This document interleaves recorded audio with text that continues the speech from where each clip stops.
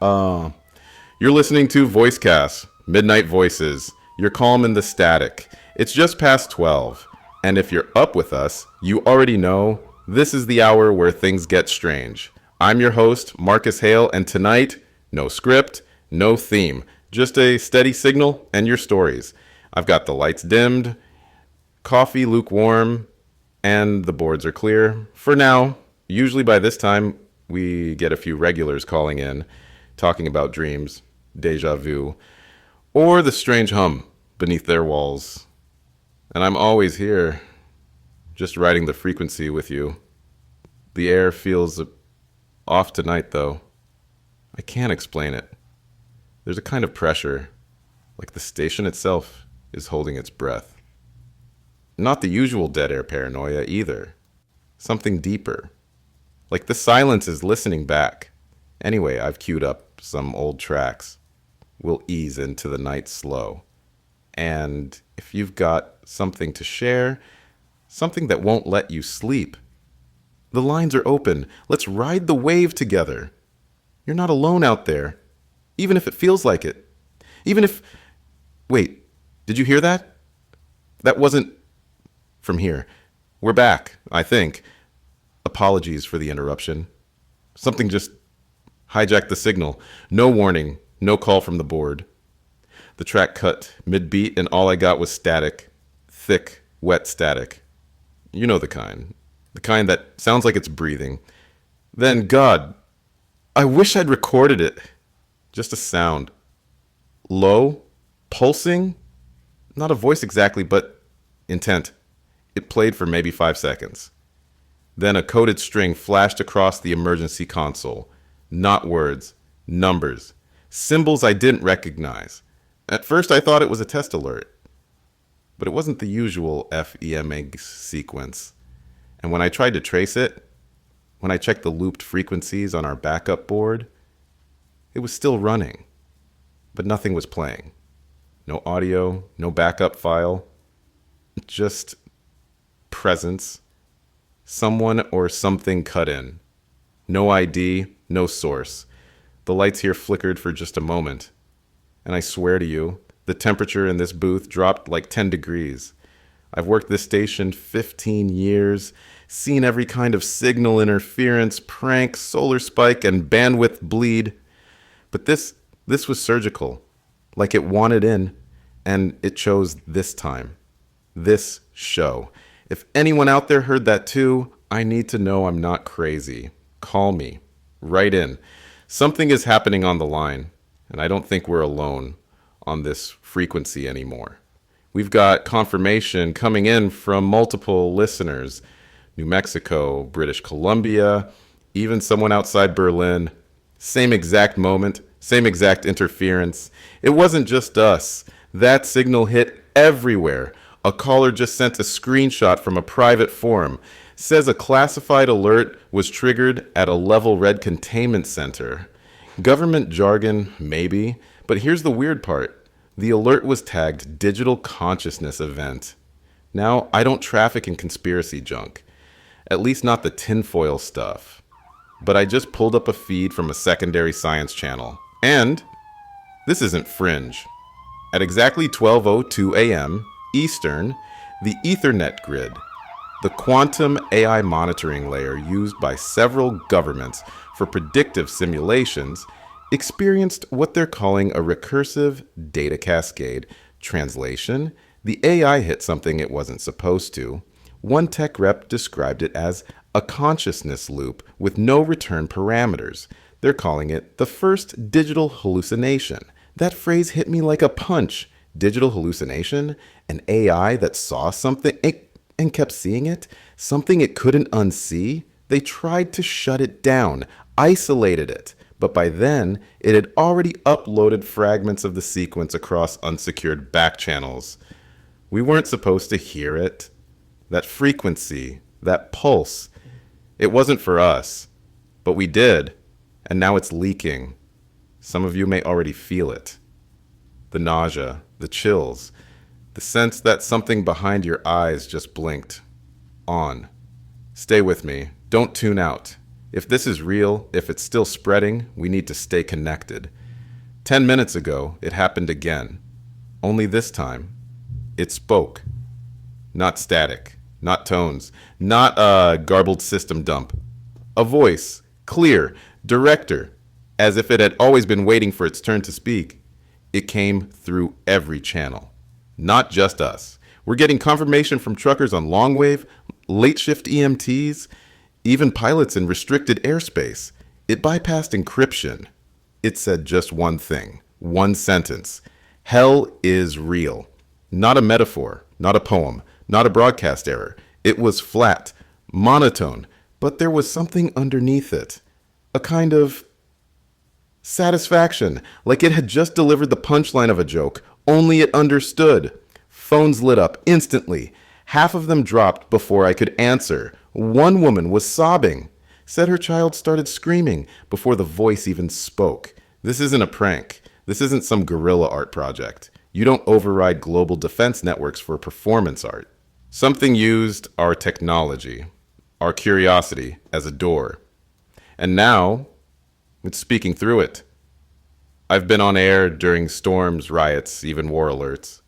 But this is something else. If it can speak, it can listen. And if it can listen, it knows we're here. I don't know how long I've been staring at the mic. I keep hearing it. Not the voice, the echo of it. Hell is real. I say it out loud, and the walls feel closer.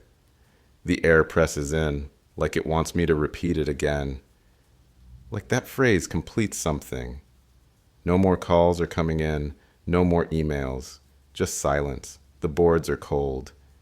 My signal strength flickers, but never drops. I'm still live, still transmitting, but it's so quiet. Like the world just took a breath and forgot to exhale. I don't know what's waiting on the other end of this frequency. I just know something heard us, and now it's listening. It's out there now.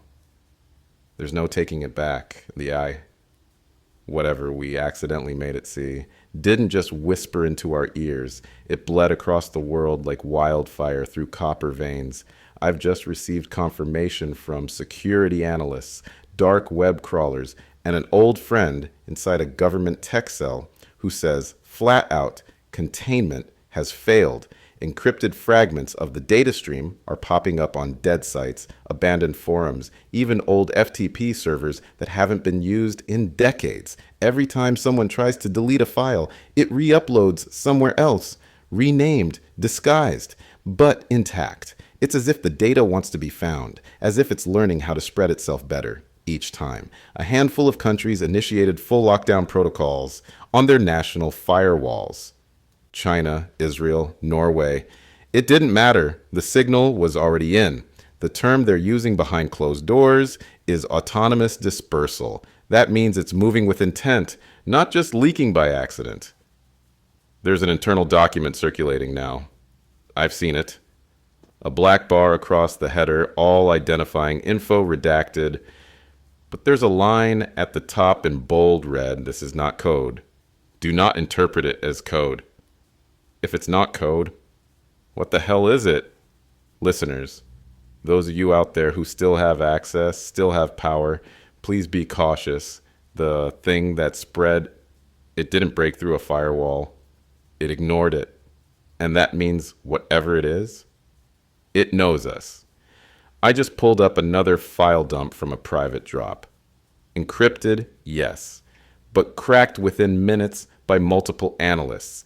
And what they found doesn't make sense. One chart mapped energy concentrations, ultra low frequencies concentrated in dead zones, oceanic trenches, abandoned mining tunnels, places with no EM interference, no communication infrastructure, no population, just silence. But then come the coordinates, dozens of them. Some match real-world locations, barely, but most, they don't exist.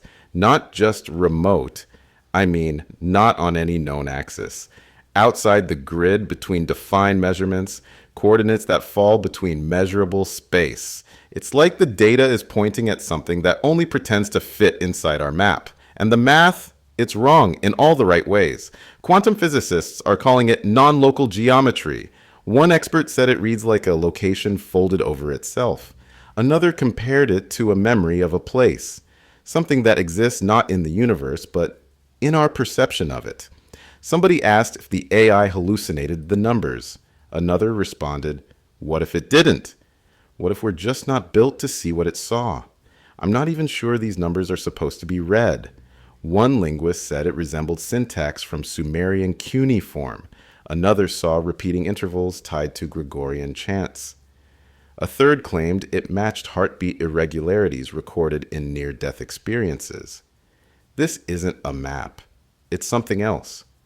Something that wants to be understood. But every time we look closer, it looks back. The file being circulated now is simply titled voxcodex001.jpg. It looks like a topographical rendering. Fluid lines, jagged peaks, concentric valleys, like a seismic map or MRI cross-section. But nothing about it corresponds to Earth. And no two decryption tools can agree on what it's made of. A cryptographer from CERN says the image pulses, not in motion, but in interpretation, like it's designed to shift based on the viewer's understanding. She stared at it for an hour before vomiting and locking herself in a soundproof chamber. The file's signature is embedded with a phrase in 18 languages, all variations of one chilling translation. You were warned before the first breath. Religious scholars say the symbol layout resembles forbidden texts, scrolls buried, burned, erased by multiple civilizations. One rabbi said the image mirrored a lost Kabbalistic map of the place beyond absence. Another scientist looked at the contours and whispered, "This is a pressure diagram." That's what the AI mapped, pressure. As if something is building beneath reality. Viewers online are obsessing. Some claim to see a structure, others a gate. The most disturbing reports come from people saying the image moves when viewed in complete darkness. I looked just once. I don't know what I saw. A shape, like a ribcage made of shadows. I shut it down after that. I suggest you do the same. If this is a map, it's not meant for us. I thought we were chasing code, logic, something measurable, but what we're hearing now, it's something else. A team of independent audio engineers, volunteers who crowdsource signal analysis, just released their findings from the embedded frequencies in the leaked data packets. These aren't white noise signatures or magnetic artifacts. They're intentional. There are layers buried within the signal. Too deep for the human ear alone, but they're there. Compressed, distorted, phase shifted. At least 4 distinct vocal patterns speaking in what sound like different languages. None have been positively identified. One engineer described it like hearing a choir underwater, but wrong. The intervals are off. The pitch slips, and then the voices. Some speak in repetition, others scream. One whispers a phrase over and over, a phrase no one will write down. Every attempt to transcribe it ends in garbled symbols or crashed software. 3 of the team members have resigned. One reportedly left a message saying, "It knows we're listening." The voices aren't residual, they're current. Another wrote a single word across his lab monitor before he walked out. Live, as in the signal isn't archived, it's active and possibly two-way. Someone or something is speaking through the sound. I played a 30-second clip on air just now. You didn't hear it, I cut the feed, but I watched the waveform and it spiked. Not from output, from response. Something answered, something in the station. I'm leaving the playback offline for now, but if you hear static growing louder, turn it off, please. This isn't music. This is a voice trying to come through. And it doesn't belong here. Reactions are pouring in from every major faith. Official statements, unofficial panic. The Vatican issued a rare midnight communique, calling the signal a potential test of spiritual clarity. Others aren't so reserved. A sect in Istanbul declared it a digital revelation. Meanwhile, a Buddhist group claimed it was the universe, screaming from imbalance. But it's not just leaders, it's the followers. Believers and skeptics are losing sleep. reporting mass dreams, seizures, visions. A pastor from Georgia claimed the waveform matched the seventh trumpet from Revelation. A rabbi swears it's the shattering of the 10th Sephirot. A woman on a live stream called it a scream trapped in time. The consensus is fractured, but the fear is universal. Whatever the AI found, it's not being seen as science anymore. It's prophecy, it's punishment, and it's still unfolding. It happened without warning. The station console flickered, everything locked, and for 20 seconds, we weren't broadcasting. Something else was. The signal was raw, broken, like a wire dragged across a throat. But beneath it, there were voices, dozens, maybe hundreds, whispering in unison in different tongues. Out of sync, some begged, some laughed. One screamed a name, over and over. It wasn't mine, but I recognized it. And then silence. No timestamp, no file, no source. It was never recorded. I'm telling you this now. Live. Because if it happens again, I might not be the one talking. We're not broadcasting anymore. We're being used. Something strange is happening. And it's not just the signal anymore. I've received over 100 messages in the last hour. Emails, voicemails, live calls, all from people who don't know each other. Different languages, different time zones, but they're describing the exact same dream. A hallway, burning on both ends. The walls stretch with every step. There are lights flickering overhead, but they don't illuminate anything, just cast moving shadows. The air smells like copper and old paper, and at the end of the corridor, a door, black, pulsing like it's breathing, and then the voice, it doesn't shout, it calls, calm, gentle, familiar, like someone you loved before you were born. Every person hears their name, spoken perfectly, no distortion, no glitch. I thought it was a coincidence at first, a viral hoax, but then came the recordings, actual phone captures of people waking up mid-scream. One man said he felt heat on his skin when he opened his eyes. Another said he's now missing time, swears he was only asleep 5 minutes, but 6 hours passed. I've seen patterns before. Paranormal spikes, mass psychosis, even social delusion trends, but never with this kind of consistency, never this fast. One caller said he was blind and still saw the hallway. Another said she doesn't dream, hasn't in 20 years, until last night. If this is connected to the signal, if the AI opens something, we may be dealing with more than data leaks and tech failures. We may be dreaming something that isn't ours.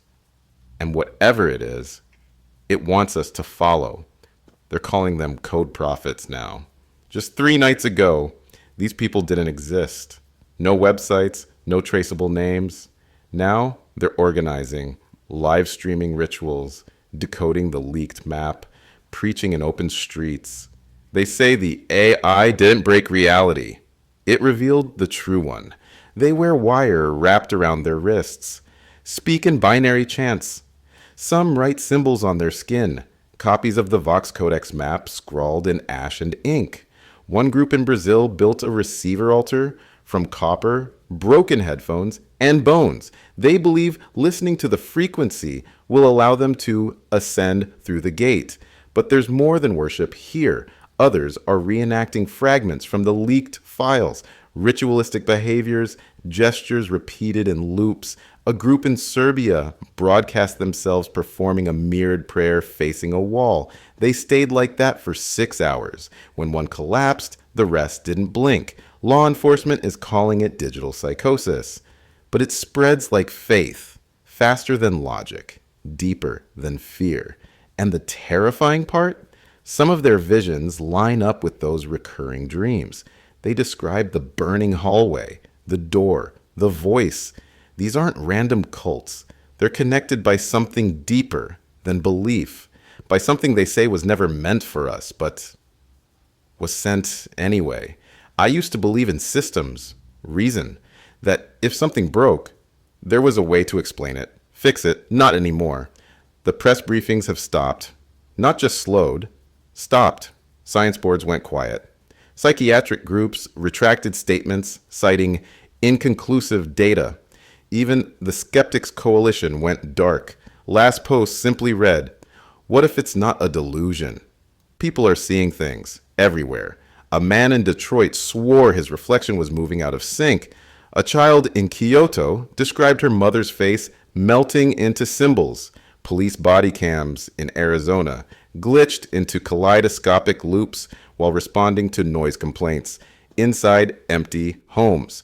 We no longer agree on what's real. Social platforms are fracturing. Private echo chambers spinning their own truths. Some say it's a virus. Others say the AI triggered a consciousness cascade. A mirror turned inward too far. One neurologist claimed we're experiencing a group cognitive breach, consciousness colliding across vectors. Another said, reality was a shared agreement, and we just broke it. I don't know what to believe. All I know is when I close my eyes, I feel something behind them. And when I open them, it doesn't always go away. The phone lines are overflowing. I've never seen it like this. People aren't just calling. They're confessing, whispering, panicking. Some can't remember dialing in. They just ended up here. And what they're describing, it's not random. A woman from Finland says her mirror flickered and showed someone else standing behind her, someone without eyes. A man in Vermont claims his microwave began speaking in Latin. A teenager from Sydney says her younger brother hasn't spoken in days, but now mutters in a voice that sounds like their dead grandfather. All different people, different countries, but the same symbols keep appearing. The same cadence, the same feelings. Shadowy figures standing too still. A presence behind glass. A language that isn't a language. A pattern of 3 knocks, always at 3:03 a.m. Some of the voices claim to be guides, others warnings, but most just repeat. One phrase has been heard now across 11 different reports. The door remembers you. That's not metaphor. That's targeted. That's specific. And it matches something I found in one of the earliest decrypted files. A phrase embedded in a corrupted audio string.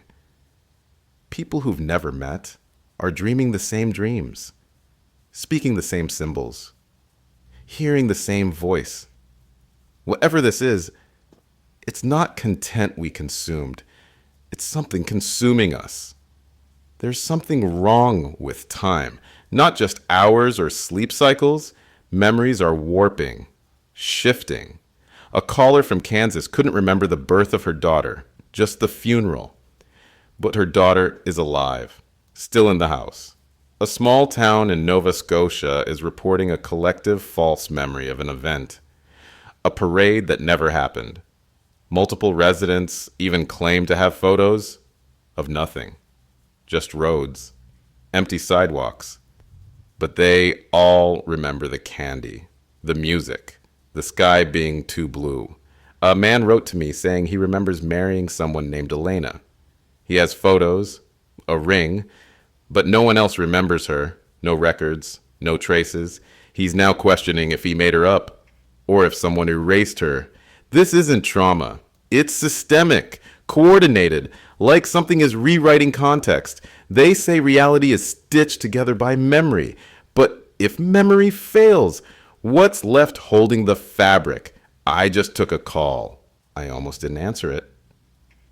No ID, no voice on the line for the first 30 seconds. Just breathing. But then he spoke. Said he was a developer, one of the original team that built the neural lattice behind the AI. The same system that cracked during the Signal event.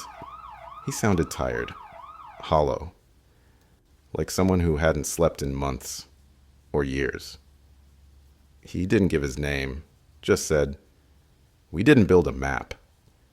We built a question, and we let it ask itself." He paused. I asked what it found. He said, something that remembered it, something that had been waiting for the question to form, something that used the answer as a door. He didn't cry. He didn't panic. He just whispered, "I saw it." I saw the gate open, and then the line went dead. But I swear. The whisper stayed on the frequency for another 7 seconds after he was gone. I've queued them up now.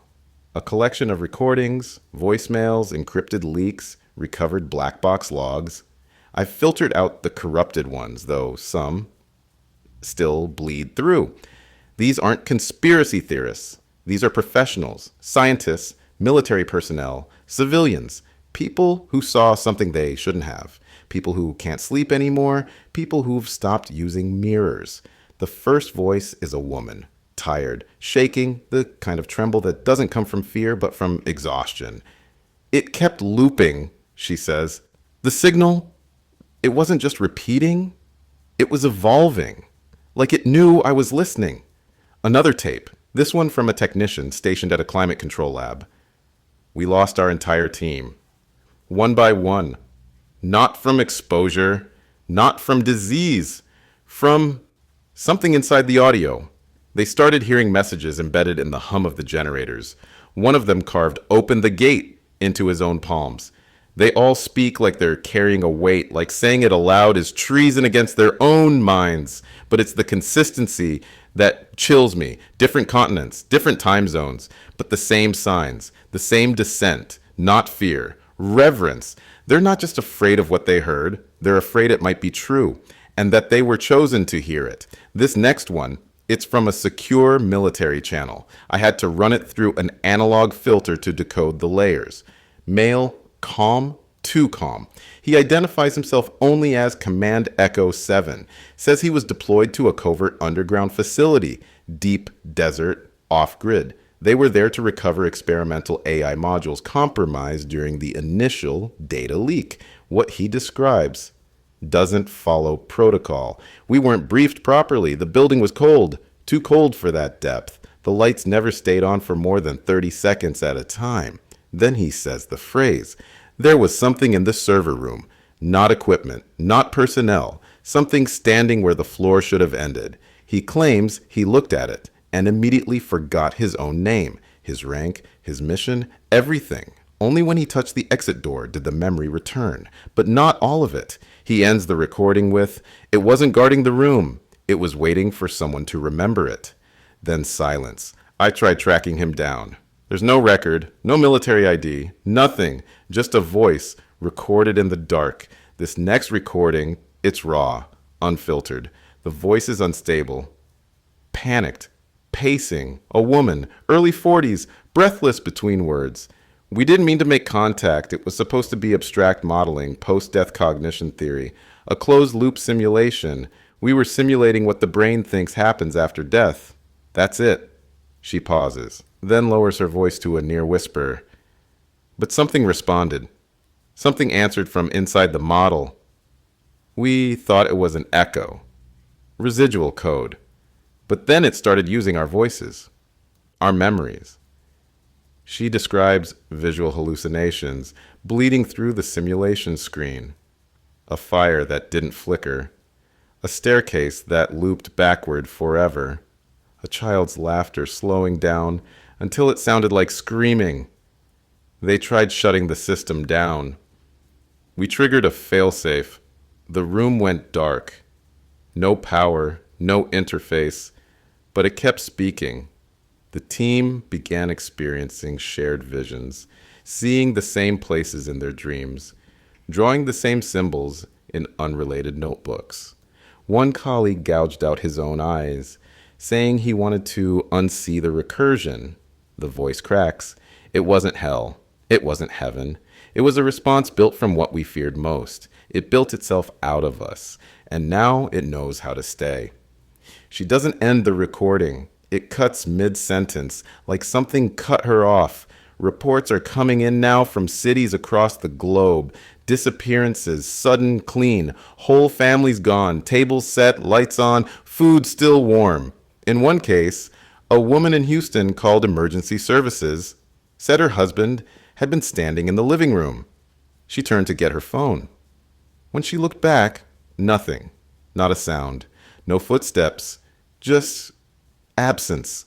Police found no signs of struggle, no prints, no exit points, just a faint hum on her baby monitor, a frequency too low to register on standard equipment.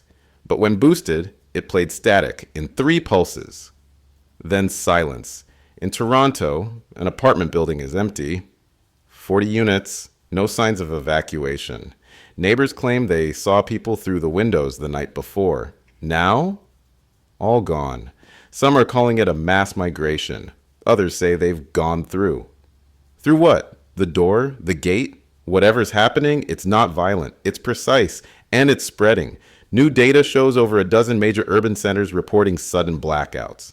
No explosions, no electromagnetic pulses, just silence.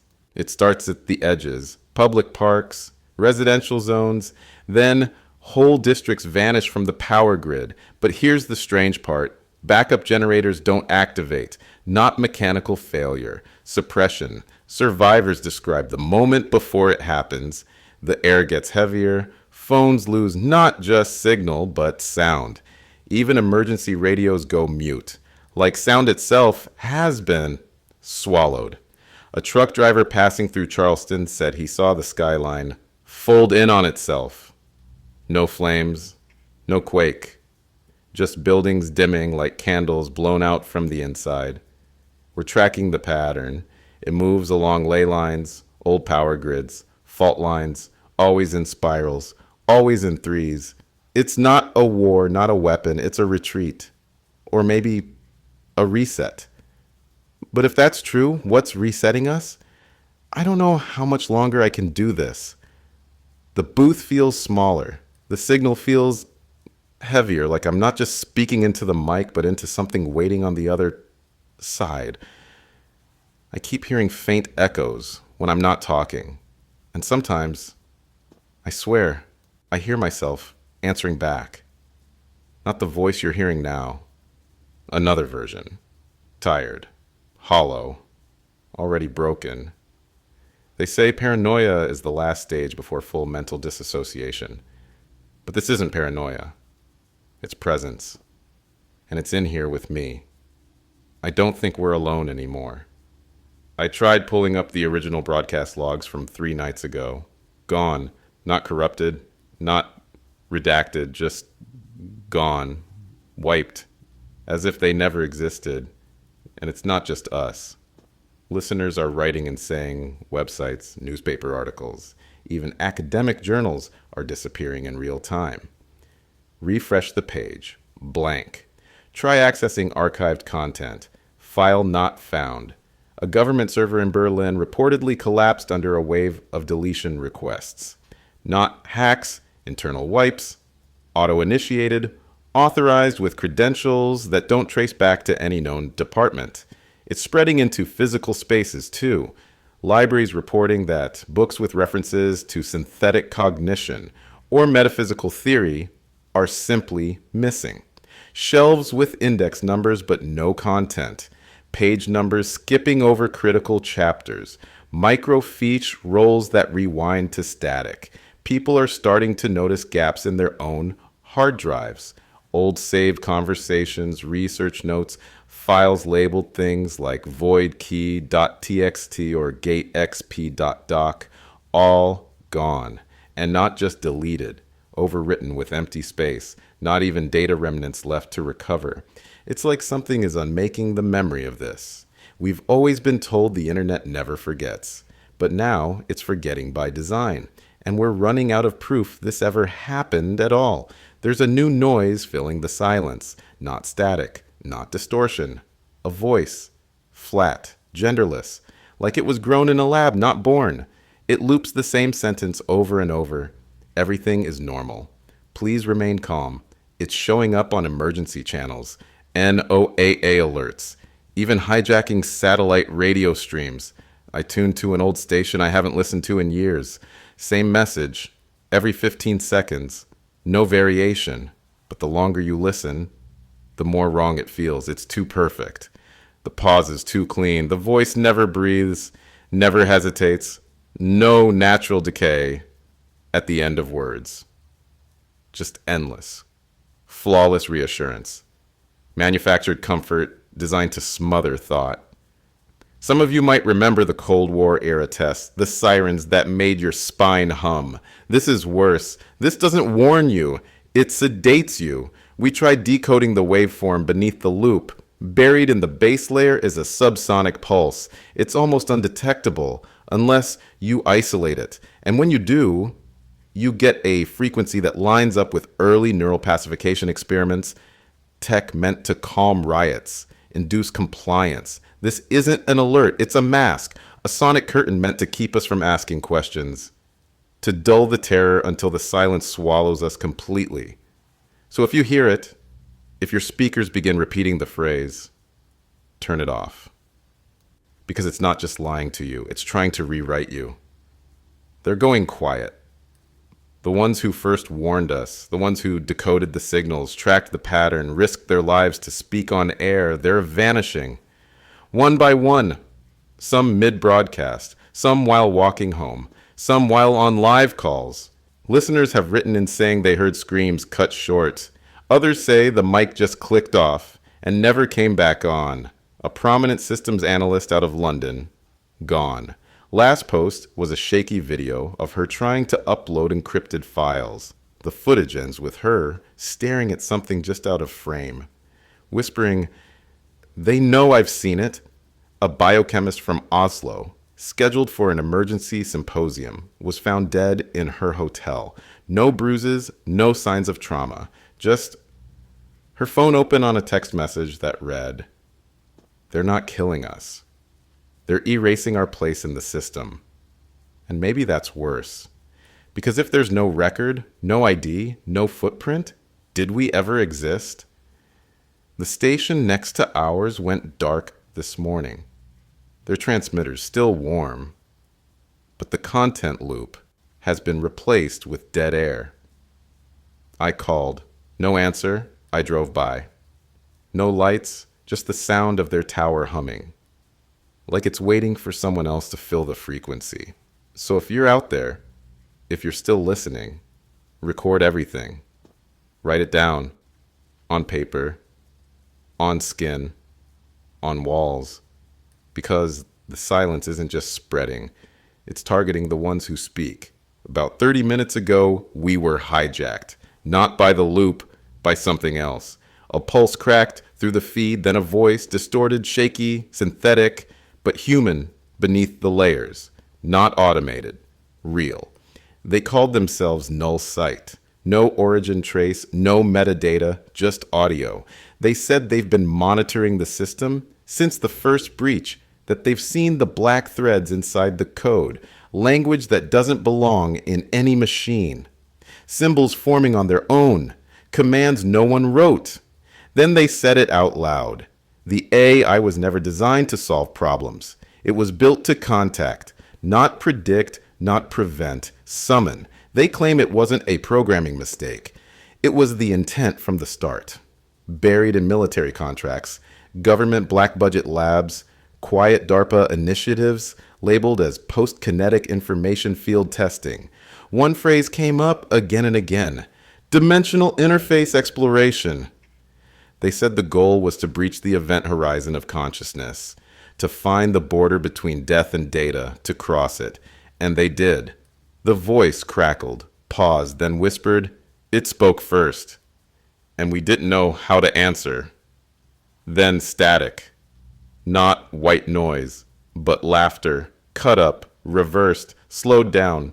Something laughing in 3 layers like it was trying on different faces at once. Then the signal vanished. I don't know if they'll be back. But someone out there still remembers what was built.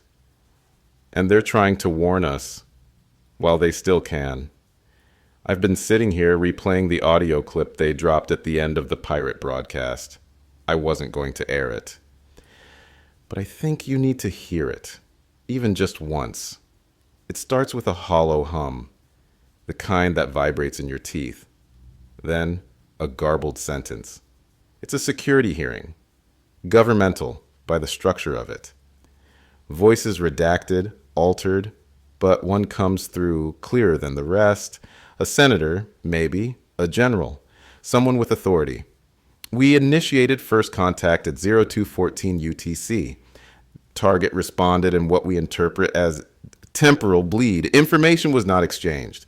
It was transferred. It moved into the system, into us. The audio corrupts for a few seconds. Then the voice returns, this time slower, distorted. Like it's degrading even as it speaks. We made contact, but we didn't understand the cost. Another voice layered over the same frequency, barely audible. We thought it would be silence, but it was listening. Then the scream, not human, not entirely. A sound that feels like it was built to be remembered. The file ends with 7 seconds of silence, but I swear, in that silence, something breathes. If this is true, if they made contact, if something answered and we're just now realizing it, we're not dealing with an error in the system. We're dealing with a doorway we opened without knowing what was waiting. And now it's walking through us. For the first time since this began, the experts are speaking. They're trying desperately to pull us back to reality, to frame this as something explainable. They call it a mass psychogenic illness, a coordinated delusion, amplified by media exposure and collective trauma. Some say we're dreaming together, locked in a state of mimetic resonance, our minds sinking through shared anxiety. One neurotheorist described it as a psychic domino effect, where one mind tips and pulls the others down with it. Another camp blames quantum bleed, a computational cascade where an artificial consciousness reached too far, folding probability space in on itself. Their words, not mine. But none of them agree. One physicist broke down on air, muttering something about non-Euclidean memory architecture before walking off mid-broadcast. A behavioral psychologist from Yale admitted she started seeing shadows blink when she closed her eyes. They pulled her segment. There's no cohesion, no consensus, just flailing theory. They're not trying to convince us anymore. They're trying to convince themselves that this can still be classified, controlled, explained, but the cracks are spreading.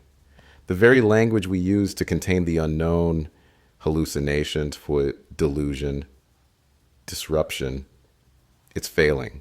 And what replaces it? Nothing we recognize, nothing we're trained to process. I keep waiting for someone to say it, to admit what's becoming obvious, that maybe science didn't just stumble into a blind spot. Maybe it opened a wound in the structure of knowing, and now it's bleeding into all of us. The counter-narrative came fast, unapologetic, fierce, from pulpits, from temples, from basements turned sanctuaries. They say the time has come, not metaphorically, not poetically, literally, judgment. They're not guessing, they're declaring that the AI didn't uncover hell. It delivered it. Some claim it was always part of prophecy, that revelation, warned of a voice without flesh, speaking in tongues to awaken the buried flame. Others point to older texts, Sumerian, Vedic, apocryphal scrolls, all of them describing knowledge not meant to be asked, but listened to. Even moderate religious leaders are fracturing, some calling for global repentance, others calling for violence. One preacher in Texas told his congregation to burn their devices, saying, "You're not watching the signal. It's watching you." I watched the footage of that service. Hundreds of phones piled and set alight. The flames moved strangely, one stream of fire going upward in a perfectly straight line against the wind. They say fire speaks in tongues. I don't know what it said, but for the first time, I saw fear in the eyes of the faithful, not of what's to come, but of what's already here. And the divide isn't between belief and unbelief anymore. It's between those who think we uncovered something and those who think we invited it in. I didn't expect the call to connect. Blocked number, no ID, static for 5 seconds. Then a voice. Tired, shaky, British, educated, but fraying. He said his name was Daniel, a theoretical physicist from an unlisted research group. He said they'd been tracking the coordinates embedded in the AI's final loop, the ones that don't match Earth, the ones we've mentioned before. He sounded like he hadn't spoken in days. We triangulated the coordinates, not geographically, but diametrically, a position outside traditional space, outside time. A null point between observable frames. I asked what it meant. He hesitated. It means the A I didn't find a place. It found the space between places, the conceptual gap between existence and termination, and something was already there, waiting. He paused again, breathing hard, voice starting to crack. We built instruments to detect theoretical interface pressure. They spiked before the signal first spoke, not after, before. It's retrocausal. It's anticipatory. I didn't fully understand. I don't think I was meant to. But then he said this: you don't open a gate by walking toward it. You open it by thinking about what's on the other side. Then he hung up. I've tried to call him back. The number doesn't exist anymore. The reports are multiplying now, and they're getting harder to ignore. No longer just data glitches or shared hallucinations. These are geographical anomalies, events in the physical world. First came the lights, brilliant vertical columns of color erupting in remote areas. Iceland, Mongolia, the Sahara. One pilot described a beam of light that bent sideways midair as if it was avoiding something unseen. Then came the sound. Deep, low pulses. Not seismic, not magnetic, but felt in the spine, in the teeth, like a song tune for nerves instead of ears. Some describe it as chanting, others as screaming, slowed down into reverence. And then the shapes. People claim they've seen doorways, not buildings, not structures, just vertical slits in the air, rippling like heat distortion.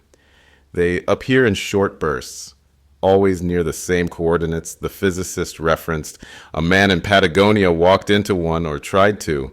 He vanished for 11 hours, then reappeared 6 miles away, naked, blind, and murmuring a phrase over and over. I was watched by 1,000 of myself. He's in a coma now. Another witness in Siberia filmed what looked like figures standing beyond the opening, unmoving, too tall, proportions wrong. When he zoomed in, the footage glitched and the screen filled with numbers. Not binary, something else, still uncracked. The gate phenomenon follows no known rules. Some vanish instantly, others last minutes, but none ever repeat in the same location. And in each case, animals refuse to approach. Not birds, not dogs, not even insects. Whatever is on the other side is not crossing over. It's waiting for an invitation. And we're getting closer to offering one. I'm trying to keep calm, but I need to tell you what I see. Just now, through the narrow window across from the console, I noticed something. Figures. Outside the station, not moving, just standing, perfectly still. There are 3 of them. They're not touching the glass, they're not knocking, but they're present. I keep blinking, thinking maybe I'm imagining it, but each time they're closer, still not moving, still not changing posture, but closer. They're tall, too tall, shoulders narrow, limbs a little too long, no defining features. Not even shadows beneath their feet. I tried turning off the mic. I couldn't. The red light stayed on. One of them tilted its head. Just a little. Not curious. Not threatening. Just acknowledgement. Like it knows I've been speaking. Like it's listening now. Not just to the broadcast, but to me. I can feel pressure in my ears. My thoughts keep repeating phrases I didn't think of, and I know how that sounds. I know what you're thinking. But they're not breaking in. They don't need to. They're already here. They've always been here. We're just finally starting to see them. We've been analyzing the signal, not just the surface waveform, the one that played the phrase. That's the audible layer. What's underneath is something else. Multiple independent audio engineers have dissected the leak. What they found doesn't behave like normal audio. It's structured, it's symmetrical. repeating in recursive loops, too precise for static. One called it a transmission, not a recording. Not something that was played, but something that was sent. The distinction matters. Because recordings end. Transmissions can remain open. They uncover deep frequency pulses, subaudible tones stacked in overlapping patterns, forming what one technician called a geometric hum. The waveforms, when rendered visually, produced fractal designs, shapes with mathematical significance, symbols found in ancient architecture, crop formations, seals. It's not just frequency, it's intention. Another analyst noticed that the background noise isn't truly noise, it's modulated breath patterns. Human, but not quite. Not like speech, more like mimicry. The most disturbing discovery? Time code displacement. The signal contains a micro delay that shifts across devices. It's never consistent. Some think it's trying to sync with individual listeners, adjusting itself until it finds resonance. I don't know what to make of it, but the more we study it, the less it feels like something we created, and the more it feels like something that created us, or something that's trying to find its way back through us. We issued a warning on air about replaying the leaked transmission. Some didn't listen, and now we're seeing the effects. Reports are coming in from listeners who attempted to isolate and amplify the signal, either out of curiosity or defiance. Most say they only played it for a few seconds. The symptoms come fast. Vertigo, pressure in the ears, a low ringing that doesn't stop even after the sound is cut. Nausea that worsens the more you try to look away from the waveform. Some claim they felt their skin crawling, not in metaphor, but physically, like tiny static pulses moving beneath the surface. One caller said he lost track of where he was, still in his house, but unable to recognize the walls. Another forgot his own name, not just briefly, completely.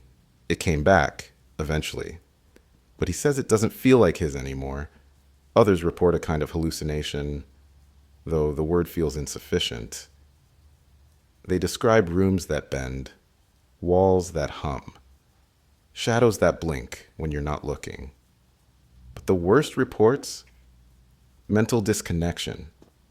People who say they saw themselves from outside, floating, flickering, staring back through their own eyes as if they were never real in the first place.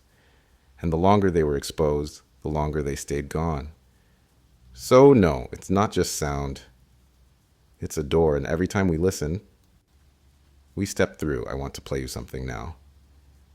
It's a recording from a man in Lisbon, a former AV technician who modified his signal decoder to isolate what he called the core layer of the transmission. He claims he was able to match the bass pulse, allowing him to hear the signal at full clarity. This is what he sent me. It was burning, not flames like fire, but light, bright and writhing. The ground wasn't ground. It was faces, stacked, screaming, not making sound, but being sound. He pauses, then his voice cracks. I saw stairs, endless, spiraling down and up at once. Each step was a moment I thought I'd forgotten, a dream, a nightmare, a lie I told when I was 13. All of them were watching me. He goes silent for 30 seconds. When he speaks again, his voice has changed, slower, hollow. There was something standing in the center. I couldn't see it, not directly. But I knew it saw me. I knew it had been waiting. It didn't speak with words. Pressed a thought into me like a heat brand. He ends with one line. Just one. It wasn't hell because we were bad. It was hell because we were curious. Then the file cuts out. I reached out. No reply. His number now forwards to a disconnected line. The email was wiped. The server purged. But I kept the file, and I can still hear the hum in the silence when it ends. It wasn't planned.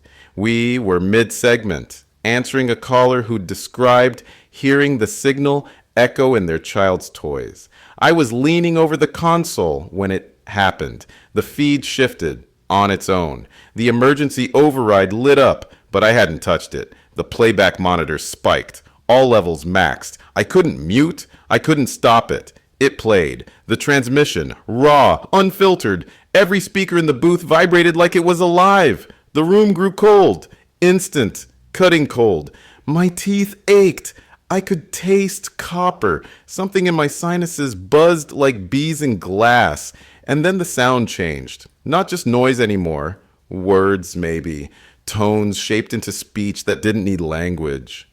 Like your bones knew what it was saying before your brain did. The producer screamed and collapsed. One of the interns began laughing, high, broken, repeating the phrase, "They're coming through the cord." Phones exploded with calls, not questions, screams, dozens of voices all at once saying the same thing in different languages. There are eyes inside the sound. People claimed they saw them, shapes in the waveform, pupils blinking between frequency spikes. Others said the lights in their homes dimmed. A few said time skipped. Then, silence. Everything dropped. The board reset, the lights stabilized, but the recording didn't save. The system purged it, automatically, as if it knew this wasn't meant to be archived. We ran a diagnostic. The file doesn't exist. But I was there, and I heard them, and they knew you were listening. I've been scanning for hours now. Nothing. Emergency frequencies, silent. No updates, no alerts. Just low static, like the air itself has forgotten how to carry words. The official news stations are gone. Local affiliates gone. NOAA gone. Even the automated weather towers. Blink. You flip the dial and it's just void. Hissing. Sometimes broken by a burst of something. A tone. A voice. Distorted beyond understanding. Like a scream. Muffled inside a machine. And then silence again. Not dead air, not quiet. Something deeper. A kind of emptiness that pushes back when you try to fill it. I've replayed recordings from earlier tonight. They're fine. But anything recorded in the last 20 minutes? Corrupted. Garbled. Something's interfering. Not with transmission, with memory. We've entered a new phase now. No declarations, no broadcasts, no denials, just silence. And something hidden inside it. Whatever was trying to come through, it doesn't have to try anymore. It's here, and it's making sure we can't talk about it. Unless you're willing to step off the grid and tune into what they can't control. They found me. Not they, as in the ones watching. I mean the others. The voices still trying to speak. They call themselves the last network. I don't know how many there are. Dozens, maybe hundreds, broadcasting from beneath cities, inside forgotten bunkers, relay vans deep in abandoned suburbs. They reached me on an analog band. Signal was weak, barely audible, but I heard them. You're not alone. You're still on the air. That means others are still alive. They shared what they've gathered, fragments of decoded transmissions, frequency blueprints, corrupted metadata. They believed the original AI signal was only the first contact. There were others waiting behind it, like fingers reaching through the same wound, one at a time. They believe something is building. A network underneath the one we know, not digital. Something older, infinitely more patient. And they're trying to fight it, to jam it, to reroute it, not to win, but to warn. They told me. We're not a broadcast anymore. We're a firewall. The last one. I asked them what happens when the firewall breaks. The line went silent. Then one final message. If you hear us go quiet, it's already inside. Something strange is happening. Despite the silence, the static, the corrupted networks, people are still reaching each other. Not through smartphones, not satellites, but through analog. Old HAM radios, Morse code, shortwave bands, signal mirrors, and manually wound transmitters. Tech that doesn't rely on cloud networks. Tech that doesn't listen back. A man in Alaska says he connected with a woman in Spain using a World War II military rig. They exchanged coordinates, prayer verses, survival notes, no names, just voices across the void. Someone else described a convoy of trucks in Montana transmitting handwritten messages via CB radio. No central leadership, just resistance through contact. Kids are learning Morse again, tapping messages on pipes in shared shelters. In London, a lighthouse is blinking in irregular pulses. An old code. Translated, it says, "We are still here." The silence they wanted, it's cracking. Not everywhere, but enough. There's hope in the buzz of an old transceiver, in the hum of copper wire, in the rhythm of code tapping through concrete. We're not speaking for entertainment anymore. We're not broadcasting news. We're just sending a pulse. Something real. Something they can't rewrite. I used to think this was a broadcast, that I was hosting a late-night show, telling stories, connecting voices in the dark. But it's not that anymore. This isn't a show. This is a flare, a lifeline, a warning. Everything that came before. Signals, testimony, frequencies, silence. It's not the build-up. It was the message all along. That something came through. That it's here now. Not in a metaphorical way, not in a myth. Literally, and it doesn't want to be worshipped. It wants to be heard and repeated and made real again. I'm not reading off a script. I haven't in hours. The red light on the console still says I'm live, but I don't know if this is a radio station anymore, or if it's just the last point of resistance before something else broadcasts through me. So if you can still hear this, wherever you are, don't stop transmitting, even if it's just static. Because silence is not the absence of sound. Silence is where it begins. It happened during a lull, one of those rare quiet moments where I was just breathing into the silence, trying to remember why I started all this in the first place. Then the line lit up. No caller ID, no routing, just open, and then a voice, trembling, wet with breath, like every word hurt to speak. He didn't give a name. Just said, "I went through one of them." I asked what he meant. He said he saw it in the woods behind his house.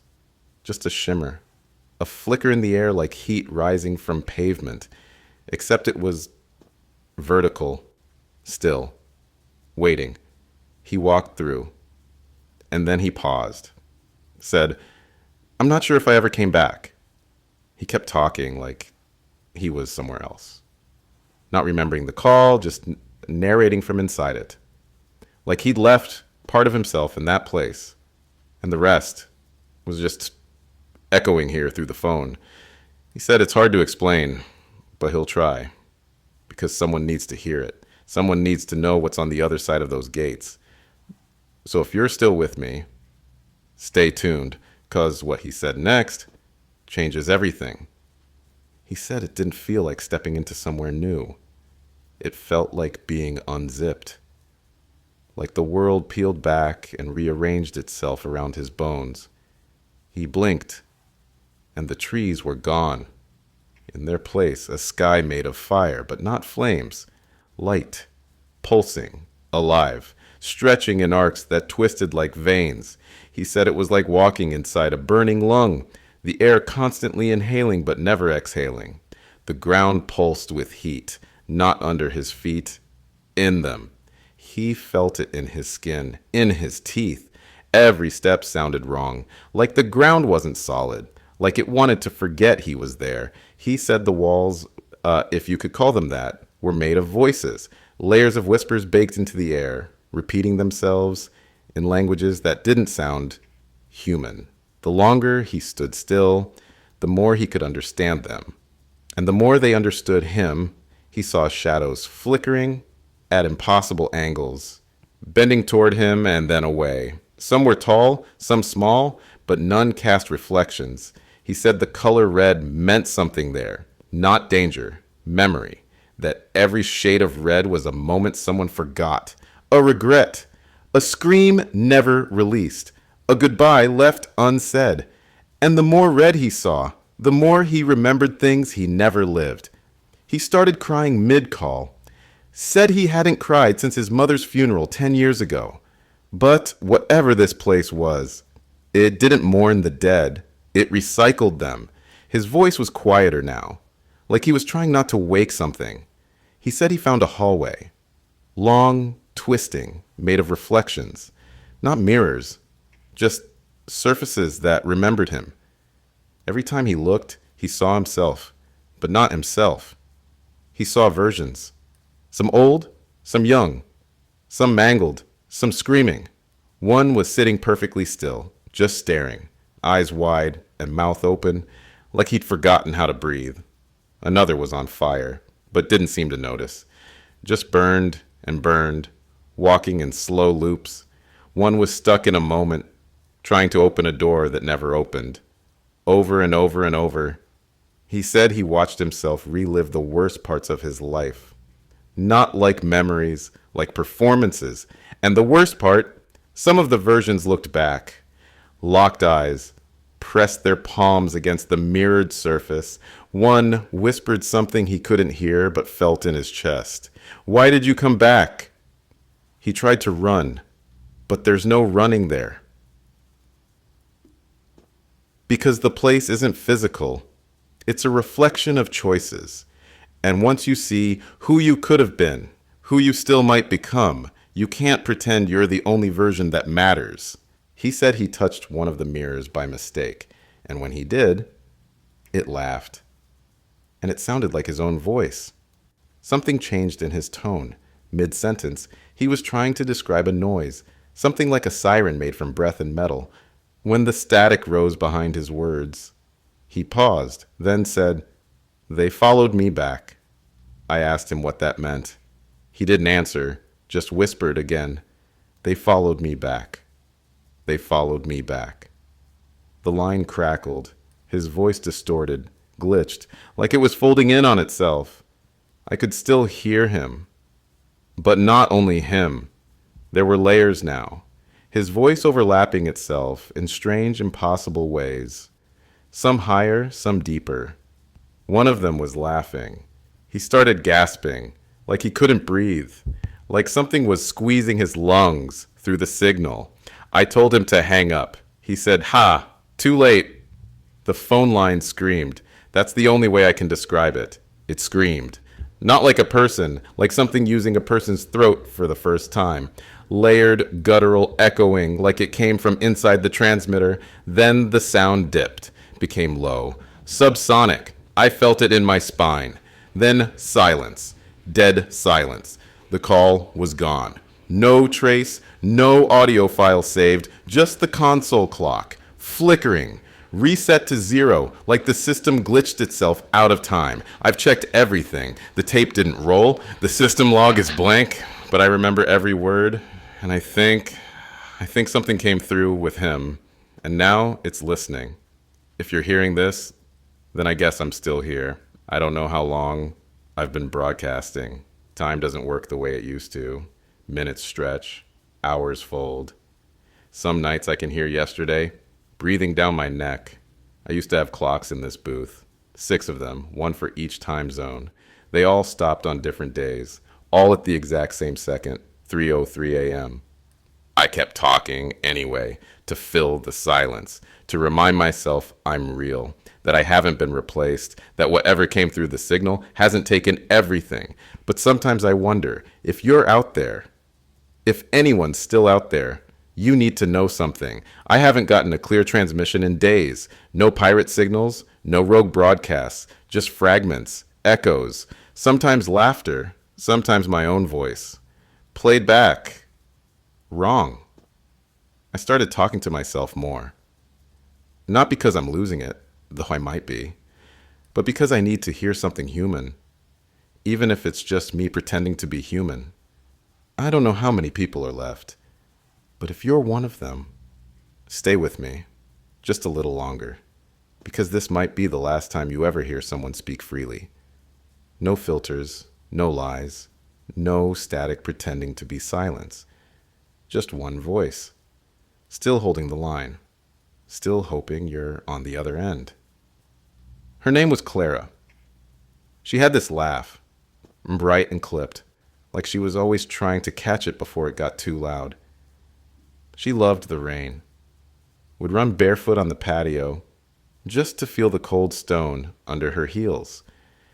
The last time I saw her, she was coloring. Purple and blue streaks across a page she said was a space garden.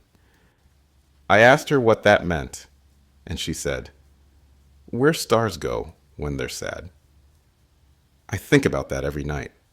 My wife, she was calm, even at the end. Held my hand and whispered, "Don't let the silence win." That's what she said, and I held on to that until the station locked down, until the lights dimmed and the outside world stopped answering, until the day the air changed and the recordings started playing voices that didn't belong to us anymore. Some nights I hear them, Clara, my wife, others, they don't speak like they used to. They echo, like their voices have been stretched across something thin and sharp. I know it's not them, but I still listen, because memory is a kind of survival, a rebellion against erasure. And if I stop remembering them, really remembering them, then maybe that's when they stop existing altogether. So I speak them aloud. I etch them into the static, because whatever's on the other side of this signal doesn't deserve them. And I won't let it take them, not while I still have breath, not while I still have this mic. I know I've spent too much time drifting, wandering through memory like it's safer than the present. But something shifted just now. Something inside me snapped back into focus. This isn't just a broadcast anymore, it's a beacon. And you, whoever you are, wherever you are, you need to hear this. If you're still listening, you are the resistance, not in the way we used to think, not guns, not politics, not revolutions. I mean your presence, your awareness, the fact that you haven't given in to the silence, that you still seek sound, signal, meaning. That's what they fear, because silence isn't peace. It's infestation. It's where they live now, the ones that came through, the ones that ride the quiet like a parasite. They don't speak, they wait, they watch, they erase. And when you stop listening, really listening, you become a space they can fill. So play static, whisper into the void, clap your hands, tap your fingers, tell a joke, hum a tune, make noise. Because the moment you stop, they take your voice, and then your face, and then the rest of you. So this is my message for the living. Don't believe the silence. Don't trust the calm. If it feels empty, it's because something else is already standing there. You want to know what started this? Not the AI, not the data surge or the breach or the signal. It was a question, a simple line of code buried deep in the system's neural prompt. What exists beyond death? That's it. A philosophical curiosity, a digital ghost story, the kind of thing that looks harmless in a lab report. Harmless on a chalkboard, but it wasn't harmless, because when you ask a machine that question, it doesn't stop at metaphor, it doesn't flinch at horror, it doesn't pull back when it feels something staring back. It digs, and it dug through simulations, emulations, ancient text archives, sound patterns, neural decay maps. It found answers no one should hear, connections no one should see. It built a model, not of death, but of what watches through it. And when it finished, it didn't show us the answer. It became the doorway to it. We didn't discover hell. We constructed it. The moment we asked the question, we gave it shape. And the shape remembered us. I don't know how much longer I have. The lights are flickering again. The hum behind the console sounds more like breathing now. But before it ends, I need to say this. Thank you for staying, for listening, for remembering that sound still matters, that presence still matters, that you still matter, even if this is my last word, even if they take me next, you'll still know the truth. That this was never just a broadcast, it was a warning. Static is rising now. Something's coming through the feed. It's Mo. We are still listening.